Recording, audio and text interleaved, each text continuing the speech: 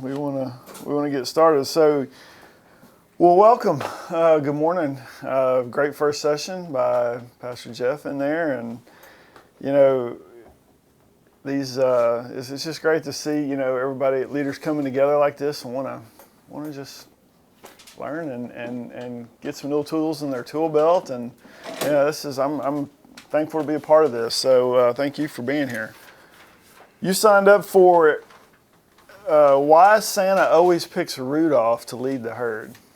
And that's what we're going to kind of reference today, this morning, as we talk about some stuff. Personal introduction. My name is Matt Armstrong. Unlike a lot of people you were here today, I'm not a professional speaker. So if you want to try to get a refund, see Leanne, but I think she already spent your money on the donuts this morning. So I'm the co-founder of Huey Magoo's Restaurants. That is my day job, and I've been doing that. I've been doing that and in leadership for 20 plus years, specifically with that one company. 20 years, yeah. We opened the first restaurant in 2004. But 20 years or 25 plus years of leadership, I continue to learn a lot every day, and it's usually what not to do. I think that was the basis for our business plan back in 2004 was, well, don't do that again. And that's kind of how we learn and how we learn. I've never really been the smartest person in my field or in school, except for when I went to kindergarten. I was the smartest kid in my kindergarten class. Back then they didn't have valedictorians for kindergarten and graduations and all that stuff like they had today. But if they did, you would have seen my name in the valedictorian of the kindergarten. I grew up on a farm. We had crops and livestock, cattle, hogs, that kind of stuff, and but by the time I was 4 years old, I knew all my numbers. I knew how to add, subtract, quickly, I might add. So I was good to go by the time I got to kindergarten. Every morning at 6 a.m., it was my job to turn the nursing sows in from the feedlot into the stalls where the babies were. And I would, each sow had a number on her back, and I would be standing inside in the chute, which was about yay wide, so you didn't have any room for bailout. And I'd be standing there, and there was that moment there where you're waiting, right? And my grandfather, he'd call out a number, and you didn't know what that. You didn't know what that number was going to be, but that sow had a number on her back, and I had to find it, and I had to get to. We had about 40 stalls, but they didn't have numbers on them. I don't know why we didn't ever number those. It'd been a lot easier, but so you'd have to get somewhere between like about stall 20, because if you heard one called, well, you had about 2 seconds to get to one and get the pen out of the gate and open it, for the hog to go in. But because there was no calling in order, whatever sow was closest to the chute, that's who was coming in. Because I'm sitting there, fiddling with the daggum pen, trying to get it out, and you got a 400-pound animal coming right at you as a 4 or 5-year-old that's about the same height you are, coming down this, snorting, coming down this chute. I mean, it was stressful. So you had to be able to do math on the fly. So that's how I learned, but my arithmetic. But enough about herding pigs, I guess. We'll talk about member of Santa's herd, which is Rudolph. and why Santa chooses him to lead the herd. Most of y'all know the story about Rudolph, right? I mean, it's a pretty fun story. Heard it probably since you were kids. Fantastic story about this, outcast reindeer who, he's got nothing to offer, and he ends up landing the most important job, to get packages from the North Pole to your homes, and leading Santa's sleigh and all that. Santa's relied on Rudolph, time and time again to lead him around the world and get him back safely. I mean, think about it, that's a big responsibility, to lead, in that way. A lot of trust.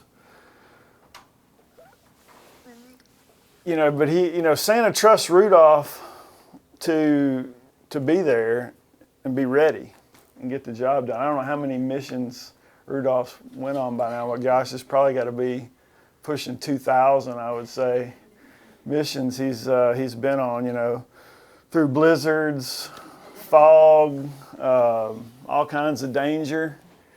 It's safe to say that Rudolph does not let being uncomfortable stop him from his purpose, which is leading Santa's sleigh. He's got to face the elements. He's got to face, it's cold, it's nasty, the chilling wind hitting him right in the face, and, he can't close his mouth. He's got a bit in his mouth. He's got to be in tip-top physical condition. I mean, this is a daunting task, but there's very little comfort from his vantage point. Comfort can be a problem, though, especially when there's too much of a desire for it. Comfort is a big cause for people not reaching their full potential. We're addicted to comfort, especially here in the United States. It's pretty nice weather here, compared to the North Pole, I guess you would say. But satisfaction is what we're after. I mean, we're seeking that comfort. We're seeking, this satisfaction mindset because we feel like that's where we've won. If we get to that point, we've won. That is winning. Getting to a satisfactory point where we feel comfortable. We feel good about it. We feel like we've accomplished this to get to this nice, easy state of living in a cozy life. If that were true, why do some of the world's greatest success stories, why do those people come from some of the hardest places, if that was true? The reason is because they weren't satisfied. They were not satisfied where they were at. And they wanted to do something about it. They were determined to do something about it. And that's what ultimately made them successful. We see it in athletics all the time as well.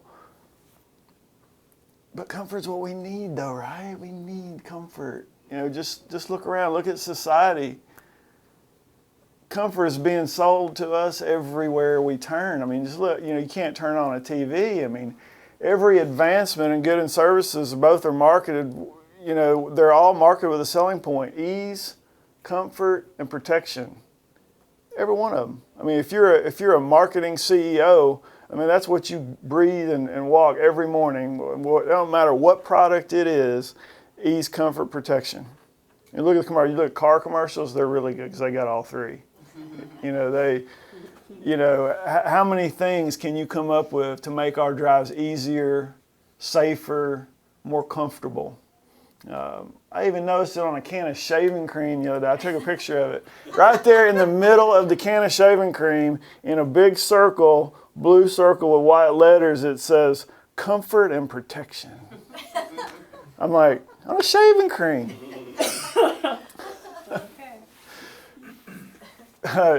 Here's an interesting study. University of California, Berkeley did a study of amoebas. Y'all don't think about amoebas too. At least I don't. You don't know what those are. They're like little, nasty little blobs, like little microbes, something. Amoebas, little nasty deals. But anyway, they looked at stressed amoebas versus non-stressed amoebas. They did this two groups: stressed amoebas and the ones that weren't stressed. I'm not sure how they determined that. But it's California, guys. Stay with me, okay? It's so I'm not. Yeah. So but in order to alleviate the stress, here's what they did. They gave them the environment. Here's the environment they put them in. They put them in the ideal temperature, not North Pole temperature. Ideal temperature, optimal moisture, and a constant food supply, probably gumdrops and candy canes or something. So they gave them ideal temperature, optimal moisture, constant food supply. The amoebas had to make no adjustments whatsoever. They were completely content little blobs. And there was good news though. The amoebas no longer showed signs of ulcers or high blood pressure.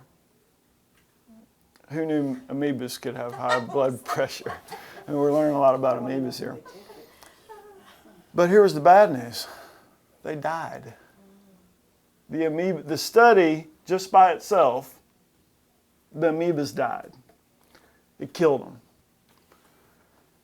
With the best life that they could possibly create for the amoebas in the study, they couldn't make it.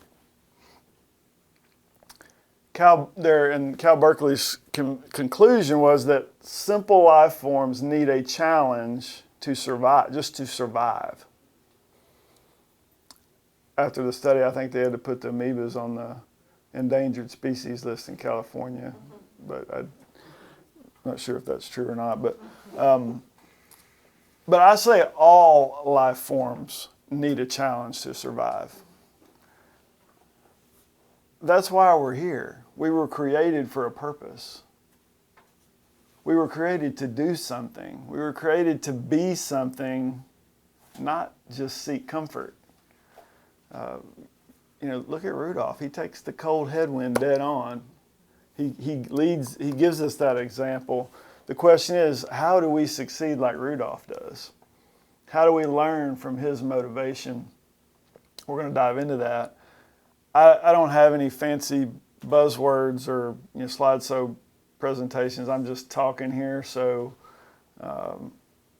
and I've never been accused of talking too fast. So if y'all, but I'm learning. I'm learning. So if y'all need me to slow down to make a point or write something down, please stop me. But I think Jeff said it in there a while ago. We all drove here from. We all come from different backgrounds. We all drove here from different houses and different vehicles. We've all got, different upbringings, different backgrounds, different educations. We all work different jobs. But one thing we all have in common, and that is our struggle to reach our full potential. Every one of us falls short in that category. Every one of us sitting in these chairs has some amount of unrealized potential in some area of our life. It could be our jobs, but it could be a lot of other things. In order to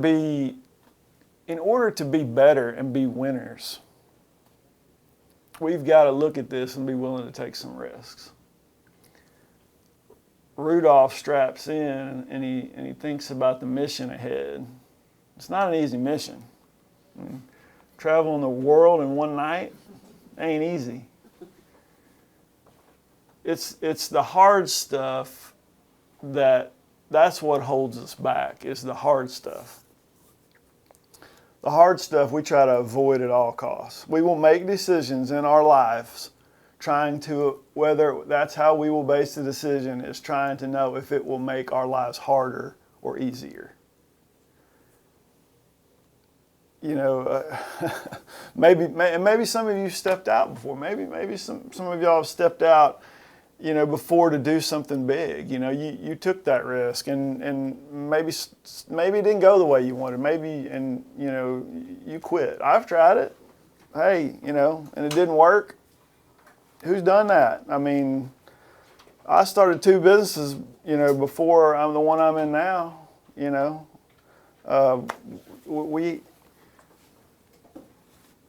We have to expect problems if we're going to step out and do something, and whatever that may be. It's hard to overcome obstacles. I understand that. We all understand that.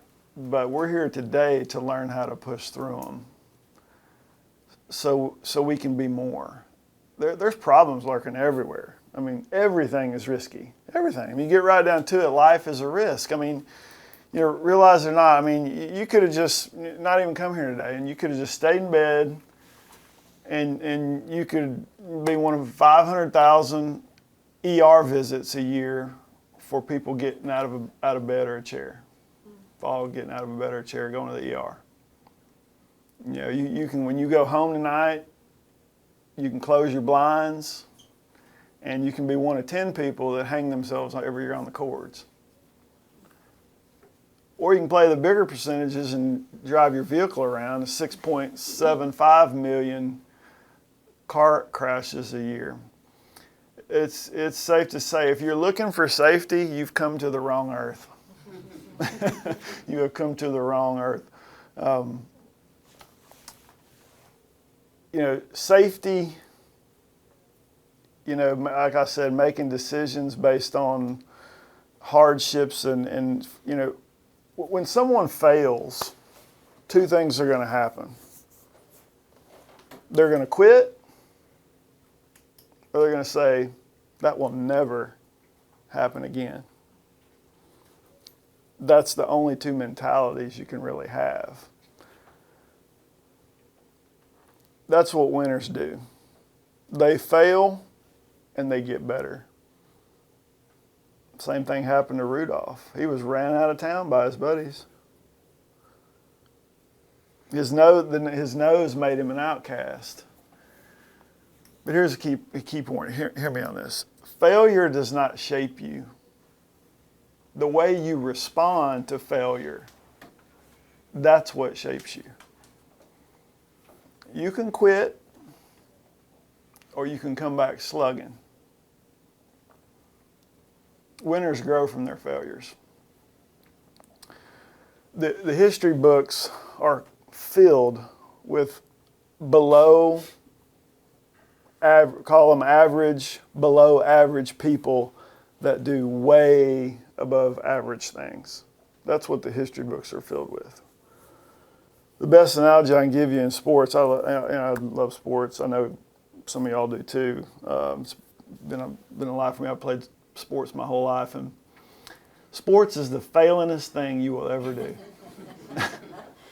There is no doubt about it. It is the absolute failingest thing you will ever do. And if you've played sports, you know what I'm saying. You fail in sports way more than you succeed. And it don't matter the sports. I mean, it don't matter the sport. You pick one. Baseball. I mean, best hitters in the world in baseball. I mean, you bat 300 in major leagues. I mean, that's incredible. I mean, 3 times out of 10 at bats you get a hit. The other 7 you failed.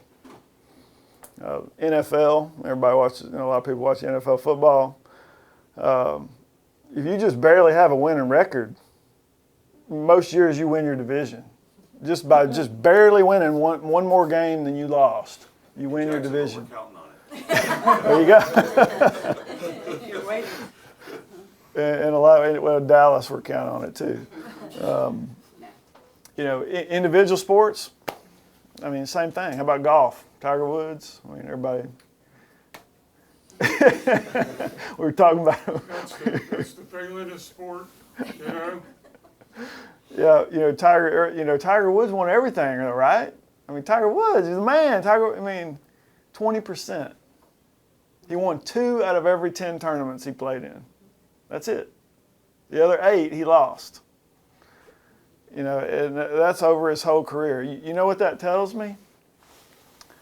failing is motivation to win, or should be. Failing should be motivation to win.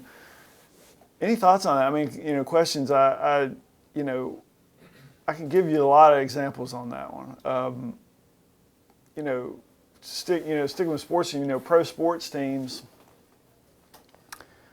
NFL, NBA, MLB, whatever. When they draft or they recruit, kids coming out of high school or college or minor leagues or wherever they're coming from, but when they get to that team, the very first day they show up at that office, meet all the teammates, they get there. Every single one of them were the best in the world before they got there that day. Wherever they came from, New York to Arizona, wherever they came from, they were the best before they got there on day one. But by the second day, they better realize that they're not. Or they're fixing to get humbled real quick. Because if you can't get humbled, you can't grow. If you're sitting there feeling like, I know everything as a leader, just do what I tell you to do because I know everything as a leader, you're saying you've got no room to grow. You've got no capacity to hear anybody else's initiatives or direction. You've got to humble yourself to be willing to grow and ultimately win. And be forward thinking. Rudolph's not thinking about what happened in the past. At some point in our lives, if we don't decide to be better, at whatever that is, you fill in the blank. I mean, this is a leadership conference. I mean, it can be jobs, but there are a lot of other things people lead in, whether it's families, relationships, communities. The list goes on of where we can make an impact.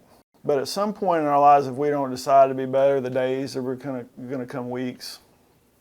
The weeks are going to start clicking off, and the months are going to start flying like reindeer.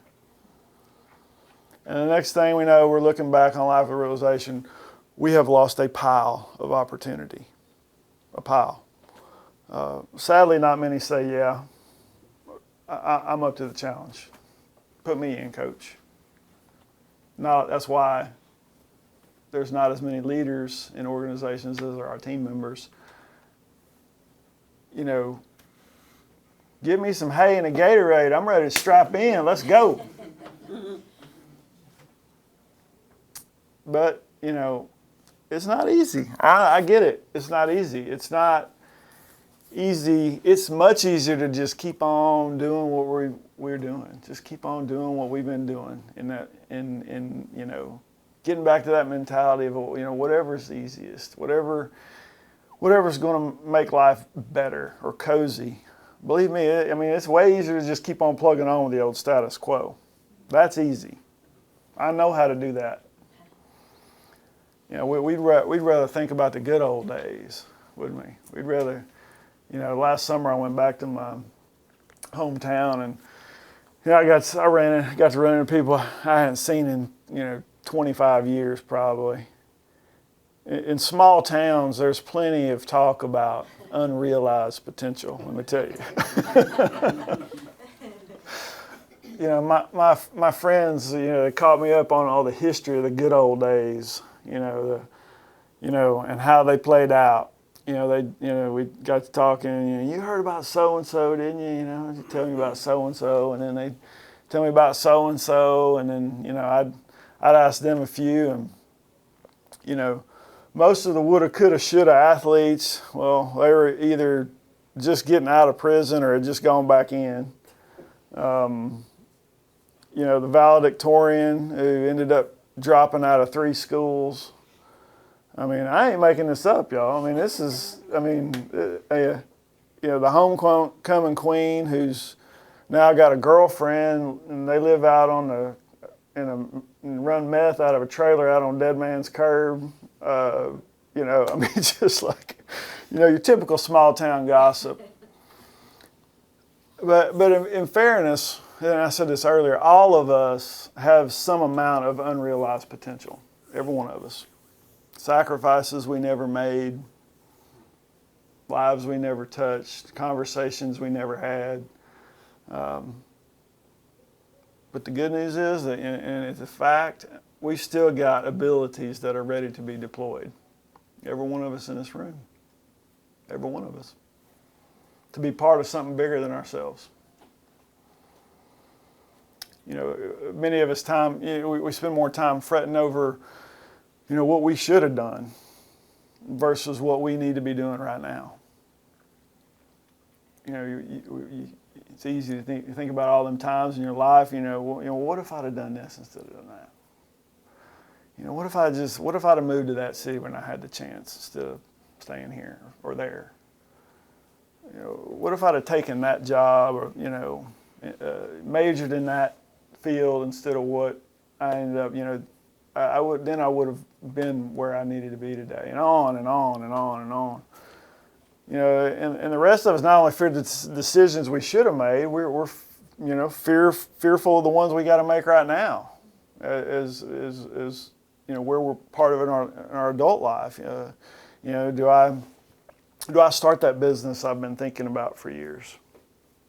Do I start serving my community instead of just constantly fretting over my career and trying to climb the ladder? I mean, everybody comes from a different spot of where they're at. I would pursue another job, but that just means I got to start over. I would like to grow spiritually, but right now I just don't have the time right now to do that. It's just not the good timing for me right now. When I feel more confident in myself, I'll take the first step. When my boss is more supportive, then I'll be more supportive. Or better yet, how about when my spouse starts putting in more into the relationship, then I'll start. I'm not saying, be impulsive or let me be clear, I'm not saying, we just constantly need to be looking for ways to be impulsive or reckless with our lives.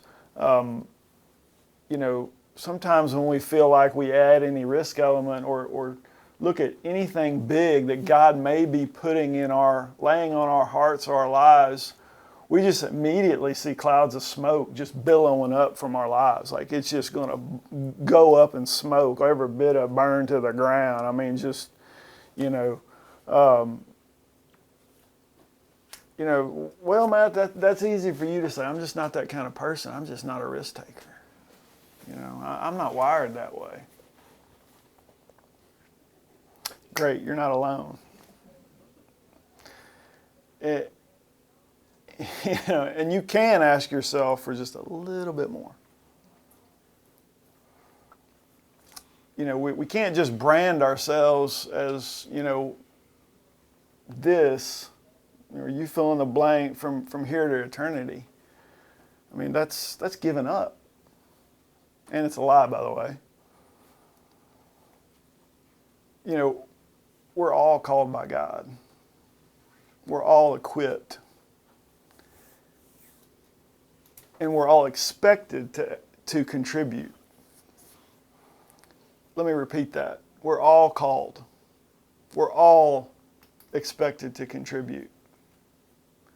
We may not like our gifts. We or feel like we don't have any, or we don't have anything to offer. But that's just not true either. I may torture myself by desiring gifts that I don't have and consider mine no good, but that's just not true. Each person in this room has been given some sort of talent. Now, what we're doing with it, that's a good question to ask. Rudolph was put in his position because he had light. He was able to shine a light in the form of a red nose. Here's an interesting fact. Anybody ever wonder why his nose was red? Why didn't he even have like a 1,000,000 candle watt LED hanging out there? Been a lot brighter. But red light casts stronger and longer wavelengths than any other color of light. Blue, fluorescent, whatever. Red light casts stronger and longer wavelengths than normal light. So it's not coincidence that his nose was red. But the story of Rudolph with that nose is fitting for what we're called to be. I mean, we're called to be light. We're called to be that salt and that light, that city on a hill. We need to be doing our own performance reviews. Anybody ever had a performance review at work? I mean, it's how'd that go? What'd they say? Well, Joe, your attendance has been pretty good. Your projects are getting completed on time, but your coworkers and customers say you're an absolute nightmare to work with. I don't know. I'm just making this stuff up. I've never had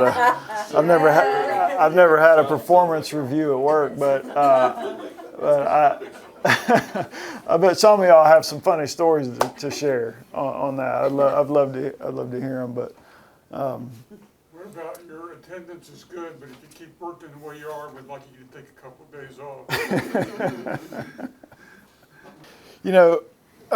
Y'all signed up for a leadership conference. I mean, that's why we're here today. Jeff said it very first opening remarks this morning. We're here for a leadership conference. Natural leaders should want to win. Leaders should be looking for opportunities. You're obviously a leader. You're here this morning. But, between this day and your last day, you're going to give your effort to something. You're going to give your effort to a lot of different things. And I'm not talking about brushing your teeth and checking your fake book in the morning. What are you giving your effort to beyond just work? You go to these leadership conferences and it's all about work. Well, it really shouldn't be. It really is more of a mindset and a way to live life. I mean, if we want people to hear, if we want people that we're leading to hear us, we've got to look at how, and what we're communicating. Jeff made it perfectly clear in the first session about, the direction has to be clear. And he's so true. But it's not only our words, it's our actions as a leader. To show how we're living our life. That's a life that people want to follow, not just because of our words or the title on our shirts or our business cards. In business, it's all about the P words, right? It's all about, products and performance and projections, profits. And and to that end, we're pursuing those things. That's those 4 P words. And, it makes in my world, it makes me chuckle sometimes because you see these pro formas and these budgets, drawn at 5 years, projections, 7 years, 10 years. We're going to project 10 years what we're going to do. I'm like, this is, are you kidding me? I mean, 10 years, how about let's just try to get through today to lunch break. This year we're going to do this. And then this is our theme for the year. We're going to do this. Next, and then we're going to do that. And then that's going to do this for us. And then, then once we do that, we're going to reach our ultimate goal, which is this. And then after we do that, we're King Kong. We're going to be the 800-pound gorilla. Nobody's going to touch us. If that's what we're communicating to our teams, they ain't listening. I promise you. You might as well buy everybody on your team earbuds for Christmas. They ain't listening.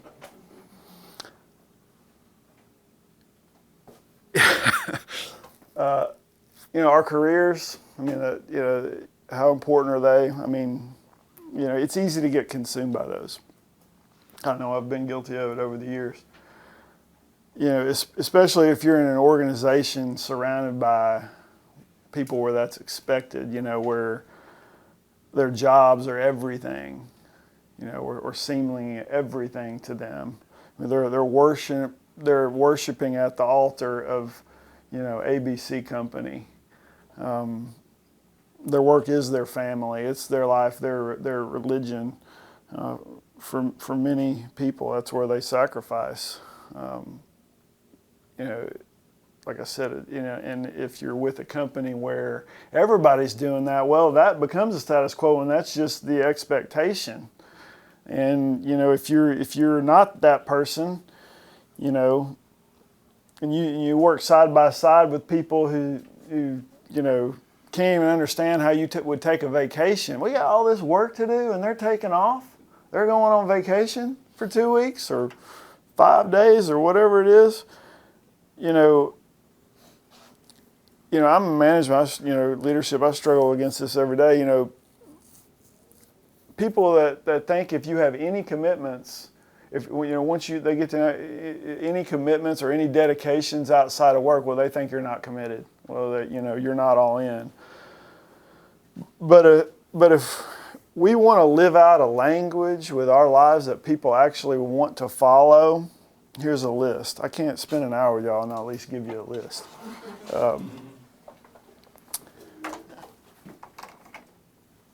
The first one is, do people see you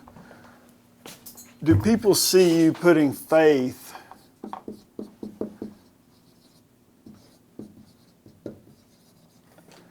in something more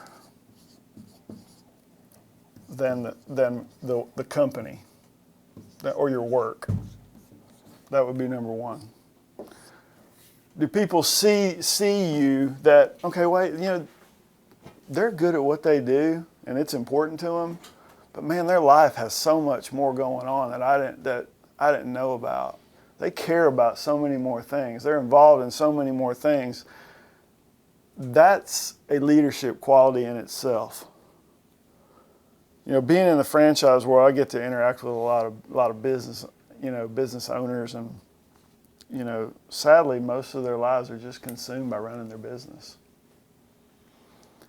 They pick up. We talk and we get to know each other, and they pick up on things sometimes, and they'll ask me. I've had people ask me, why are you not as hardcore and pushy as everybody else? It's everybody else in leadership. It seems they just got the foot to the gas all the time. They say you don't care as much. I'm like, no, I care just as much. Probably more. You get right down to it. But I'm not going to let my job or money consume my life. And that's what I tell them. I'm not going to do that. I just be honest with them. I mean, I want to learn and learn how to win and be useful at other things too. Not just trying to see how much money I can make at the end of the day. Second one is if you want to have a life language that others want to follow, is, am I showing compassion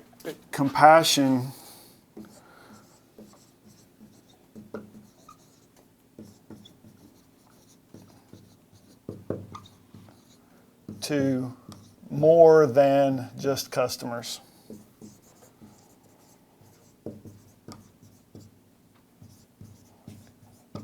It's easy to show compassion towards the customers because you want that sale. You want to do business with them, so you're going to treat them as nice as you can to try to win them over to get business from them. That's an easy one. But how are you treating your team members, or looking at treating your team members, your bosses, your vendors, people that you interact with? Every time I open a restaurant, I've learned, what's important. I learn more of what's important to our team members, and before we do a grand opening, I'll typically have a little speech, and it usually goes something like, you in the hospitality business, everything is all about the guest. I mean, you're taught from the hospitality, the guest. That's that's like hospitality 101, right? It's all about the guests. And I tell them, I start off the morning saying, I don't care what you've heard, I don't care what you've learned at hospitality school at UCF.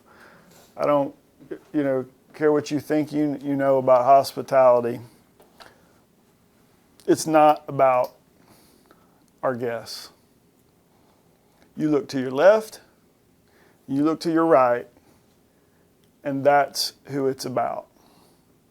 Because if you look at that person next to you and you say, I'm going to serve them, I'm going to love them, and I'm going to give them grace when they screw up, and you have a true, meaningful work relationship in that way with that person, we don't have to worry about our customers not being treated right. Because if you treat each other right, if you treat each other that way, the customers are irrelevant. Even when that guy comes in to change the rugs at the front door and you treat him the same, I don't have to worry about that if you adopt that mentality.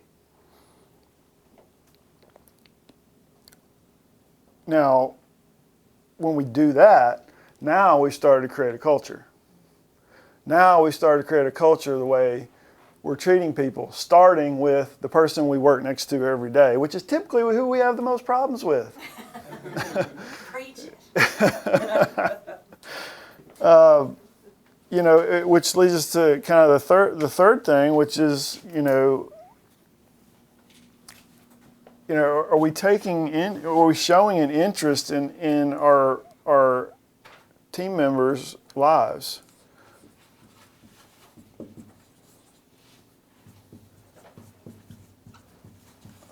Are we showing interest in their lives?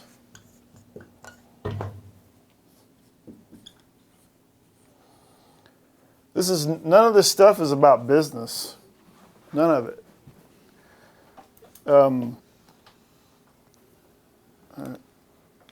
We got a little bit. I'm gonna have to pick up the pace here. I know we got lunch coming up, and I'm gonna cause y'all from missing lunch.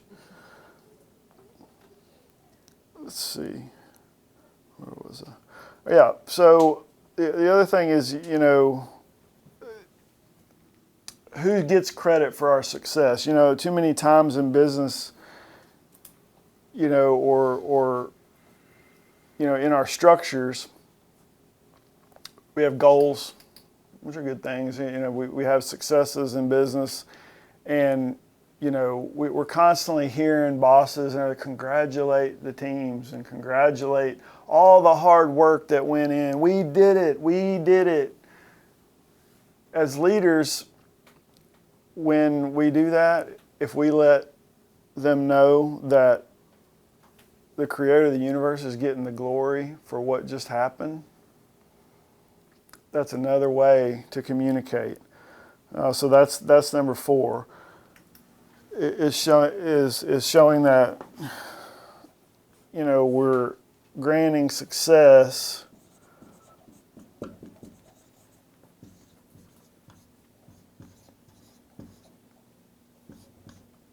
to God.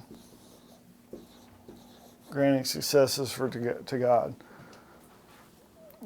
People say that, they'll say that all the time. I hear it all the time. The people I see around, man, did you ever thought you'd open this many restaurants? Y'all just started. I remember when y'all started back in 2004 over in that little gas station over there. I ain't that good, trust me.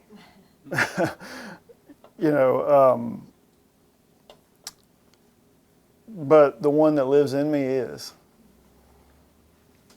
And he's the one that should get the credit.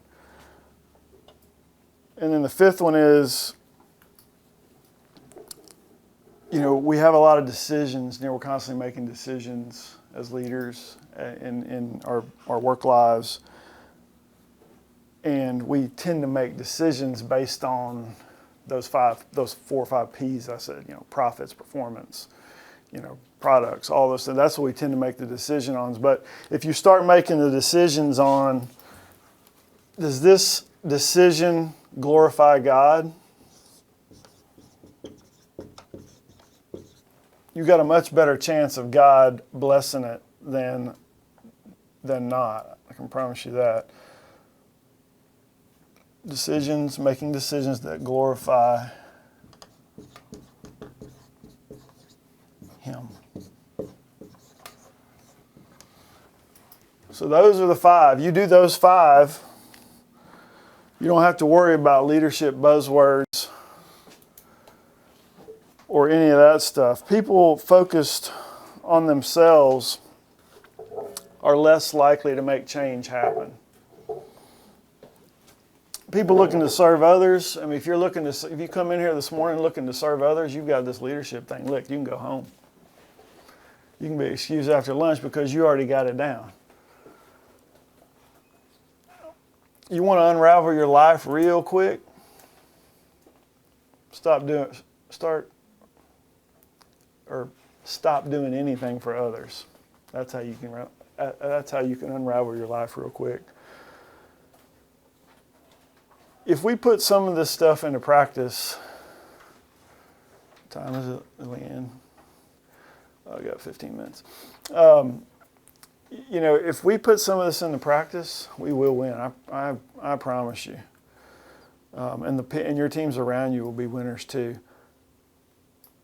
And if it doesn't work, well, you got 2 other speakers after me. Maybe they'll.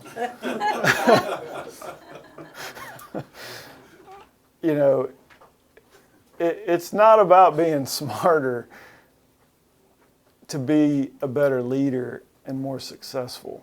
It's not about gaining more knowledge. Oh, it can help. Gaining more knowledge can help. That may be true to a certain extent.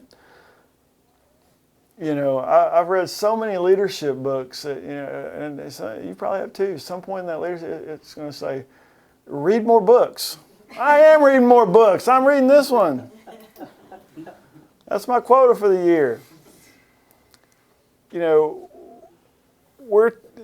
Nowadays we're taught from children on up with an endless, relentless direction that we must have college degrees, master's degrees, PhDs, certifications, licensing of some sort. The wisest man ever to walk the face of the earth, Solomon, said, I, wisdom, dwell together with prudence. You know what prudence means? Good judgment. Common sense. That's what that means. How many people are you here saying, I don't really want to go to college. I'm just looking for ways to learn to have more common sense.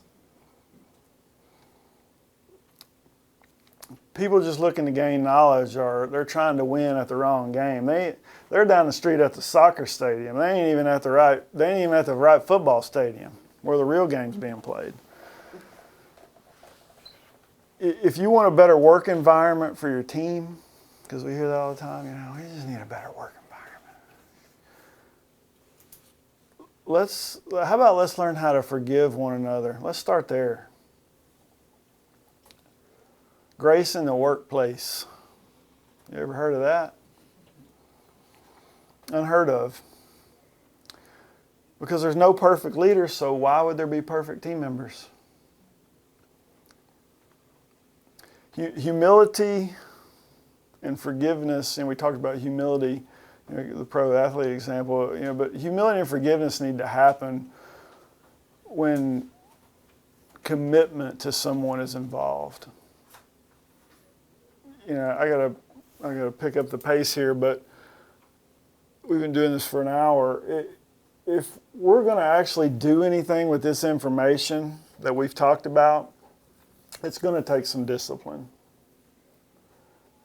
Discipline is a great tool. It helps, measure our performance versus our goals, whether we've been given goals as part of a team, or we've, set our own personal expectations.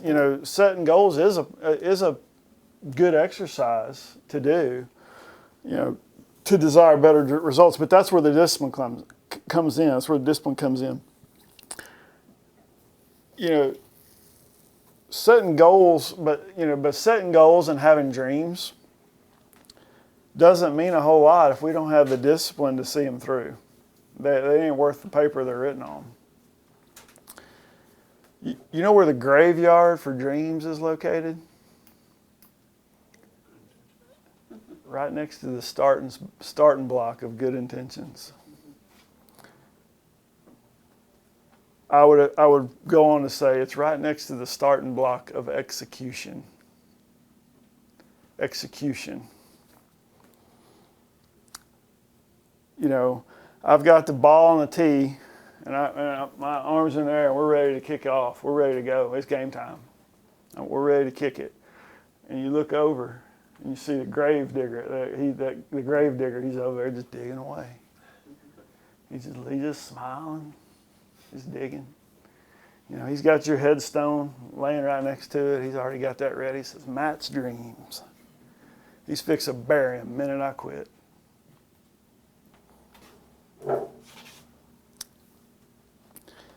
Goals die at execution. It becomes too hard. We want results without effort. We want to to get the reward without the effort. You know, and the bigger the dreams, the bigger the effort. How bad you want to win in life is how bad you want to accomplish those goals. Are we willing to get up earlier? Are we willing to stay later? Are we willing to do it again tomorrow?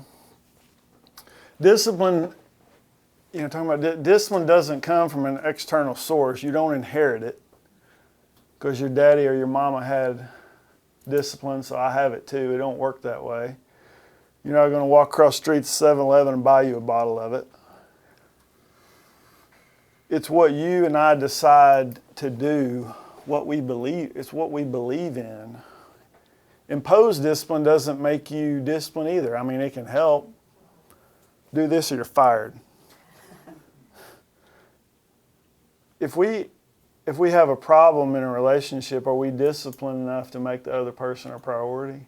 Are we disciplined enough to say, I need to spend more time with that person? Are we pray for them, serve them? Look at other ways, serve ourselves less in the process. But there has to be a beginning to discipline. We've got to start somewhere with something. It doesn't matter what it is.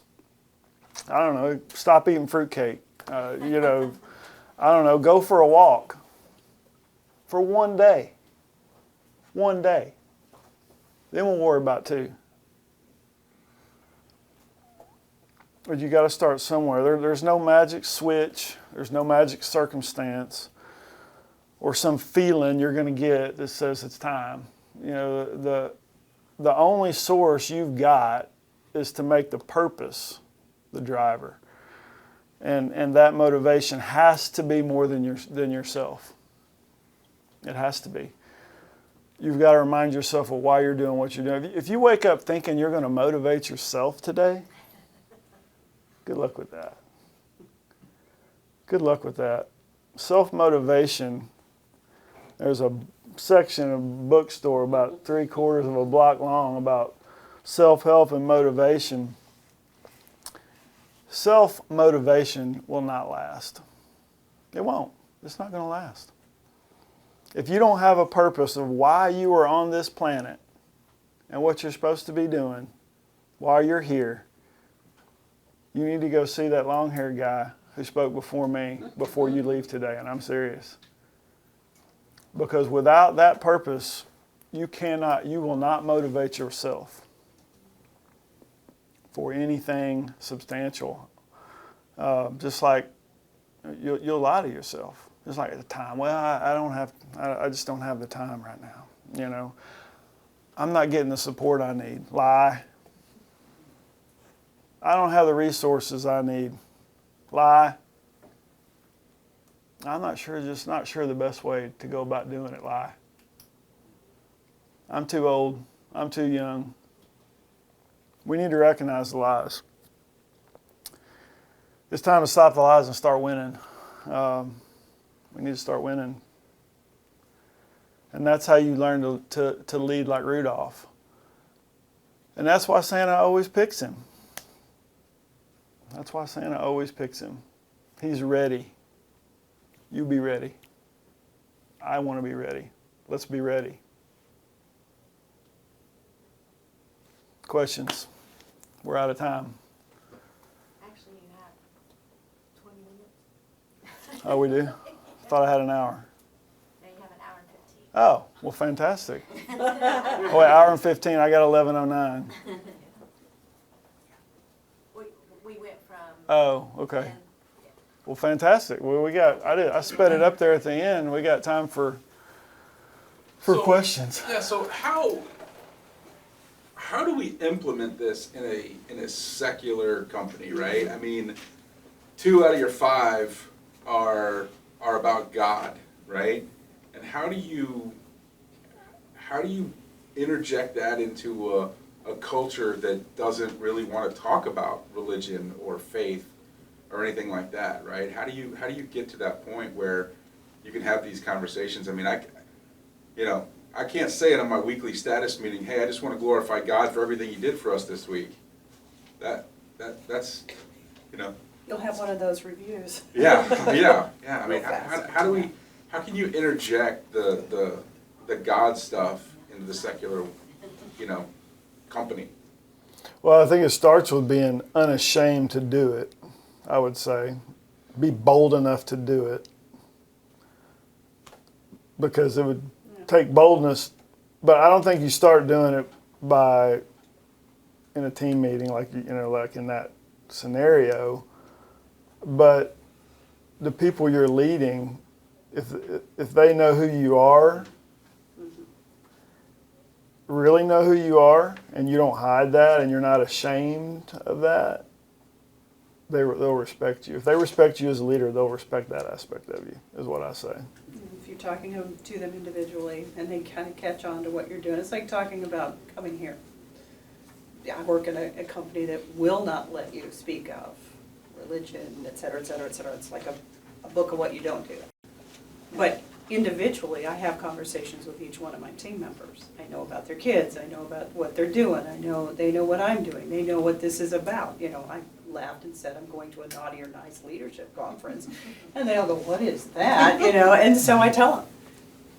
I don't have to say the overt thing in the team meeting so much, but there are times when you can interject that in an individual conversation, probably with less risk. But it's one of those things where, no, I can't get up on the stage and say, glory to God for all the things that have happened this week. I would probably be gone by the afternoon. Just that's their culture. Mm-hmm. But it's not easy to know that you're against that. You're always bumping up against it. It is hard. I had the same question. How do I do more than just what we do individually? Well, as Or is long that as enough? well, if we're given the glory, we're not necessarily saying we have to make force other people to give God the glory. So, but I hear what. I mean, it doesn't go us. I mean, that's the challenge for all of us believers as we walk through life, right? Is to how do we make an impact on the culture around us, whether it's what the church is trying to do to make an impact, what I'm trying to do to make an impact. There is a challenge of recipe there, for sure. But great comment. I mean, and it's a real comment, and it's a real dealing with. Any other questions about the material we covered today, or my background, or Huey Magoo's, or where's lunch? I think just a comment, not so much a question. I think it's important too when God is leading you in a direction, and you talked earlier about risk and faith and around failure, and how you look at that. But I think too often as Christians, and it goes to your comfort as well, well, God, you've called me to do this, and now I've just had this failure, so did you not call me to do it? I think that causes us to question just because it got hard for a minute. But then if we go back and we think about the amoeba, well, no, I put this stumbling block in your way because I wanted you to fight through that and not quit. And I think sometimes in the Christian community, we just get so well, if God's called me to do it, it's gonna be all rainbows and, you know, puppy dogs, and it's gonna be easy, and it's not. I mean, you know, even with Christmas Dreams, we've been chasing this since 2009, and every time we think something's happening, and we go back, you know, we had this group that came and visited, and we thought they were gonna give us millions of dollars. The ladies were all came to see us set up at the hospital, and they were promising all this, and then he goes back to California, and the head guy's like, Christians, Christmas? No, we're not giving them money. So I was like, well, what was that all about? You know, you get excited, so you could say, well, maybe God's not calling us to do that, but that wasn't it. I mean, there was something we learned there. You know, I'm like, we learned we can sell this, you know. So what do you take and move forward? And so not to worry about being comfortable or that it's going to be easy, but you've got to push through. And, you know, Jeff always says, you know, maybe he's not going to open a door, we just have to make a hole through some drywall and figure a way through, so. Yeah, Be encouraged, I guess, when the problems come. Well, I think that's an interesting comment, because your definition of success as you move into something is not necessarily the same definition of success as you come out of something. It's never what you think it is. What you perceive it to be in the beginning is never what it is as you come out of something at the end of it. And the success you might have valued so much at the beginning may be worthless compared to the success you gained as you came out. And it was a totally different success than you anticipated. Or you put pieces together and realized that something else actually came to light. That was a bigger calling than you ever even realized. And I've seen that over and over again. The part about 4 and 5, I think if you're enacting on 2 and 3, innately you're doing 4 and 5 without ever saying a word. It's the experience, it's that compassion and interest, which radiate 4 and 5 without ever speaking a word about 4 and 5. It's the nature that leads you to that. So that was just my take on it.